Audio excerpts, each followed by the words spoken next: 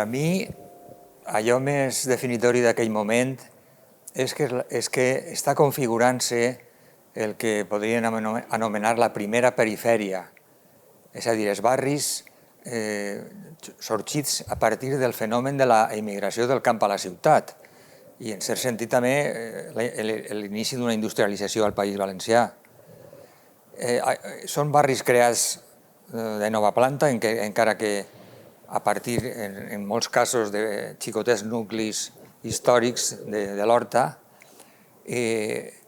però són barris creats molt de pressa i que tenen unes característiques urbanístiques i d'habitatge simplement lamentables, sobretot vist des d'avui. L'any 1972 és el principi de tot o de quasi tot. L'any 72, amb l'arribada de María Consuelo Reina a la redacció de les províncies, comença a canviar el diari i comença a canviar l'ambient. La transició valenciana, des del meu punt de vista, té dues característiques, que són la presència de la campanya del Llit del Túria, el Volem Verd, i de frenar la urbanització del Saler. Se va aconseguir el que se va aconseguir. En el 76, el Llit del Túria ja va ser de la ciutat. La urbanització del Saler separa la subhasta i queda construït el que ara podem veure encara. És una victòria, cometes, incompleta. Però no se va fer tot el que estava previst i el mal va ser el menor. El problema principal que té la ciutat és què fer en el Llit del Túria. Què fer en el Llit del Túria després de la gran obra del Pla Sur. El Pla Sur, que suposa una obra hidràulica fonamental en el franquisme, suposa crear o desviar el riu en un nou, tram, i això comporta deixar el riu antic sense ocupació i veure què fer. I des de l'Ajuntament franquista es planteja una possibilitat, que és fer una gran autovia per a connectar el port en l'interior. Això és el primer punt de l'agenda, però clar, també n'hi ha altres punts. En l'any 69 ha presentat la seva dimissió Adolfo Rincón de Arellano, es busca un continuador, que és Vicente López Rosat, també metge i també vinculat al falangisme de la ciutat, i ell se n'adona d'un problema. Primer, l'escassa representativitat que té l'Ajuntament franquista, que ja en aquesta època està començant a rebre una oposició cada vegada més forta de l'associacionisme, i també els barris, que estan creixent en una situació molt descontrolada, i ell comença a tindre una política d'apropament als barris, veure els barris per a veure la seva problemàtica. Això directament trenca en l'agenda política del franquisme, que era, continuar en el sistema repressiu que li donava legitimitat al propi franquisme. I, per exemple, per això López Rosat xocarà directament en Oltramoltó, que serà el governador civil de l'època. I en tercer lloc, i ja per a finalitzar, és el tema cultural, és a dir, l'Ajuntament de València no veu el problema lingüístic en l'any 72, no l'està veient com es veurà després, i sí que és veritat que continua enfortint les tradicions locals i la festa de les falles, que és controlada directament per el franquisme i que això sí que serà important per al sistema, mantindre el que és el pes de la tradició i també, per un altre costat, enfortir les obres urbanístiques que provenien de l'etapa de Rincón de Arellano. Són dos grans projectes que pretenen en teoria, una reconversió a crear una gran metròpoli.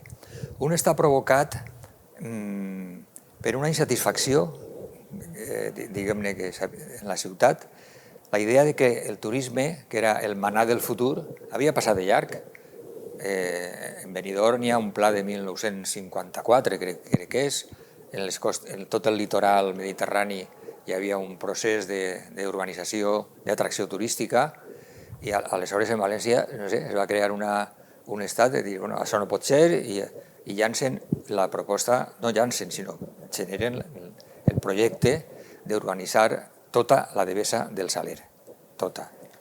Que per cert té alguns antecedents, decennes abans, però en fi, ahir és quan es plasma i es comença la construcció, i aleshores es genera un primer gran moviment ciutadà transversal, igual que el que vingui després. Els dos tenen un component de transversalitat.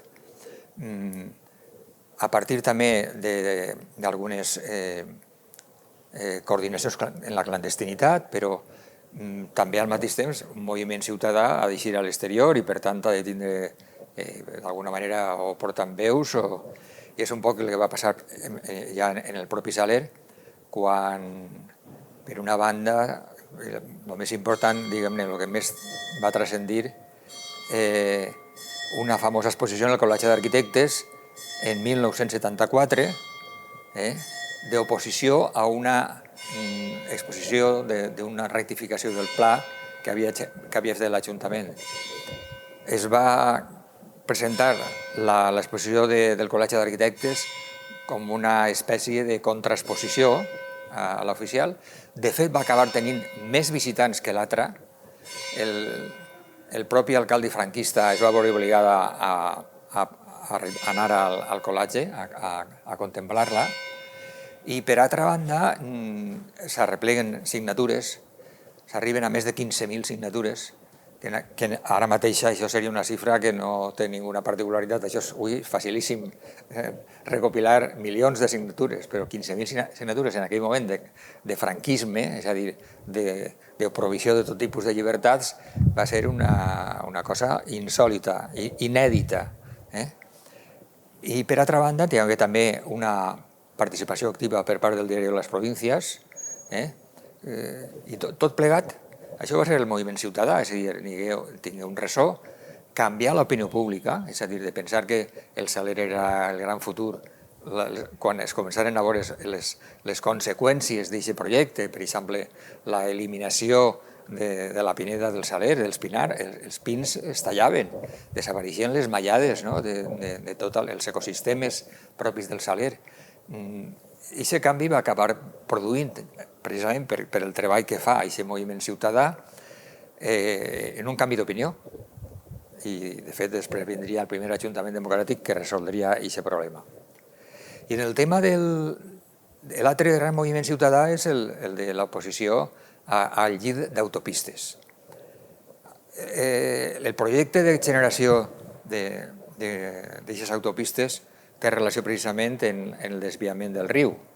La riuada de 1957 va provocar canvis en el pla general i la idea de generar un gran llit d'infraestructures, d'autopistes viàries, de ferrocarril, etc.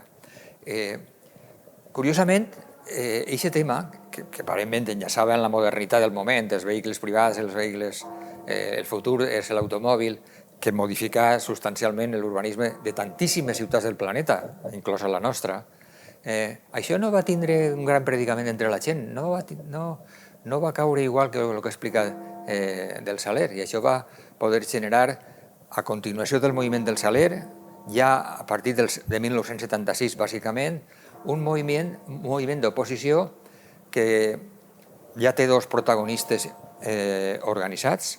Per una banda es crea l'anomenada Comissió Procauce, i per una altra banda les associacions de veïns que ja havien començat a ser legalitzades.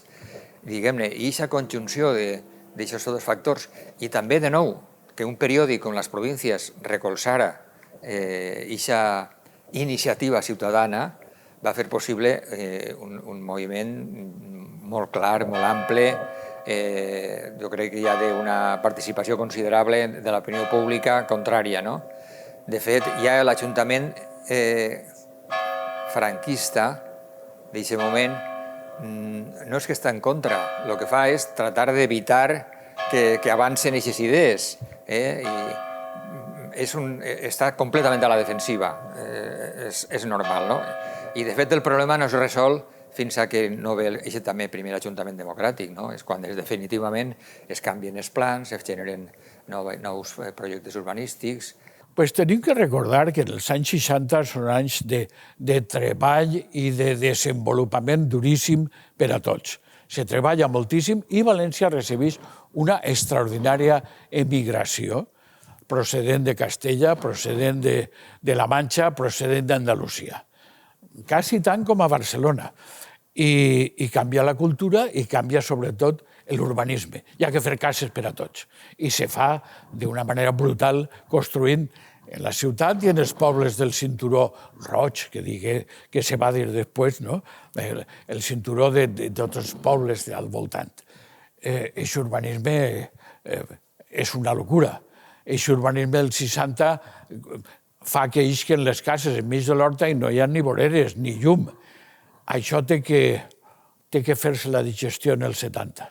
Això té que ser el tema principal d'un ajuntament com el de Miguel Ramón Izquierdo, al final dels 70, que el que fa és cobrir a qui espera que no muiguen els xiquets ofegats i posar llum d'emergència i asfaltar sobre la terra mateixa sense preparació.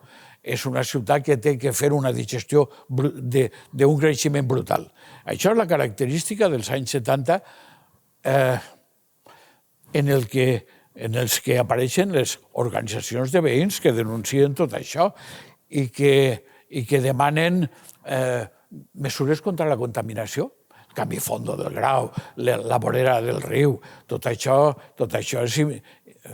no es pot viure en aquests puestos. En primer lloc, el cas de la Devesa, òbviament, és un projecte anterior, és un projecte de finals dels anys 50, principis dels anys 60, quan Fraga està de ministre o ministre a Madrid i s'impulsa també, està impulsant-se el turisme com a vector important de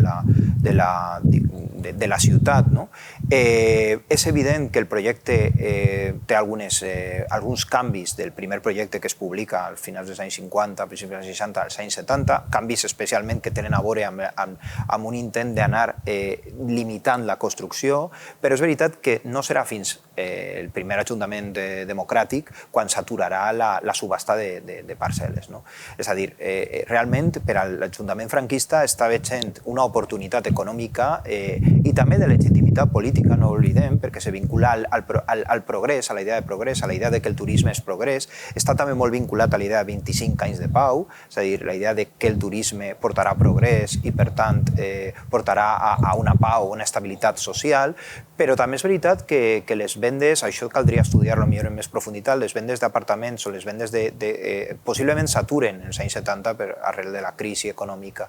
Per tant, tampoc n'hi hauria una demanda d'aquesta població, perquè la idea era fer com una espècie de lloc d'esplai de la ciutat per a la gent de la ciutat, però també per a la gent de fora. I clar, la gent de la ciutat potser no demanava aquesta eixida.